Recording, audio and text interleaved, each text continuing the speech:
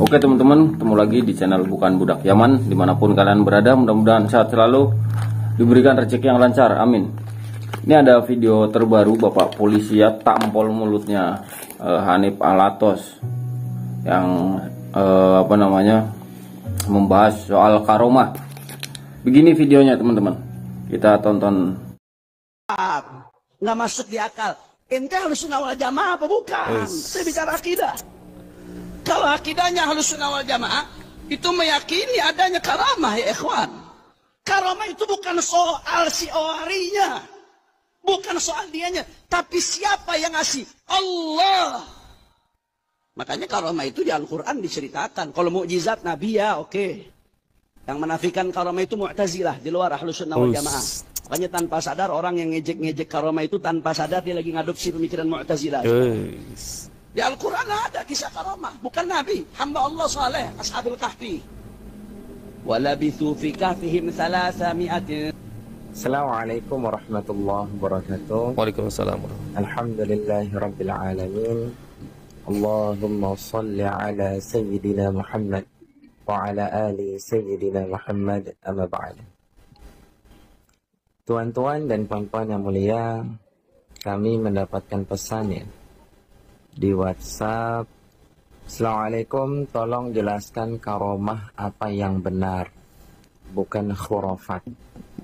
Baik. Jadi apa itu karomah, apa itu khurafat? Khurafat itu artinya cerita palsu atau dongeng yang tidak masuk akal dan tidak sesuai dengan akidah Islam. Itu khurafat. Yang kedua, karomah. Karomah itu kejadian yang luar biasa, yang di luar akal, yang luar biasa terjadi kepada hamba Allah yang saleh dan kekasih Allah Subhanahu wa taala, bukan nabi dan rasul ya. Kalau nabi dan rasul itu namanya mukjizat. Apa perbedaan karomah dengan khurafat? Perbedaan karomah dengan khurafat simpel sebetulnya. Kalau karomah, dia menekankan kepada tauhid. Jadi kita mendengar atau mengetahui kejadian yang luar biasa, yang ditonjolkan di situ adalah kuasa Allah Subhanahu wa taala, bukan kelompok, bukan individu.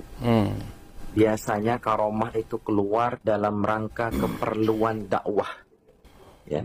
Jadi menyuruh kepada ketauhidan. Jadi kalau karomah itu dia bercerita tentang kebesaran Allah, kekuasaan Allah, bukan condong mengkultuskan individu, mengkultuskan kelompok-kelompok tertentu ya, tapi condongnya kepada tanda-tanda kebesaran Allah Subhanahu wa taala. Nah, sedangkan khurafat itu lebih condong kepada syirik. Khurafat itu lebih condong kepada syirik. Sehingga cerita-cerita pada khurafat lebih condong untuk mengkultuskan individu atau kelompok. Misalkan cerita, titik-titik ini, orang ini ya disebut namanya. Orang ini bisa berjalan di atas air, atau bisa memadamkan api neraka, atau bisa terbang, atau bisa menurunkan rantai emas, atau bisa terbang sampai tembus plafonnya. Nah, yang dicondongkan di sini individunya atau kelompoknya. Betul. Bukan yang dicondongkan itu kuasa kebesaran Allah Subhanahu wa taala, kekuasaan Allah Subhanahu wa taala.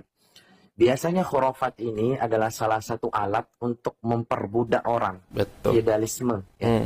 Jadi khurafat ini salah satu media ataupun alat untuk memperbudak orang lain dengan mendogma dan mendoktrin. Nah, jadi didogma dan didoktrin terus berulang-ulang, lama-kelamaan kebohongan itu akan dianggap suatu kebiasaan dan kebenaran. Nah, jadi simpel ya. Kalau khurafat itu dia bercerita palsu untuk memuliakan satu individu atau kelompok tertentu. Betul. Misalkan menyebut nama ini, misalkan dia loncat dari tembok, dari genteng tidak kenapa-napa. Menyebut nama orang, bukan nama Allah, bukan nama Nabi.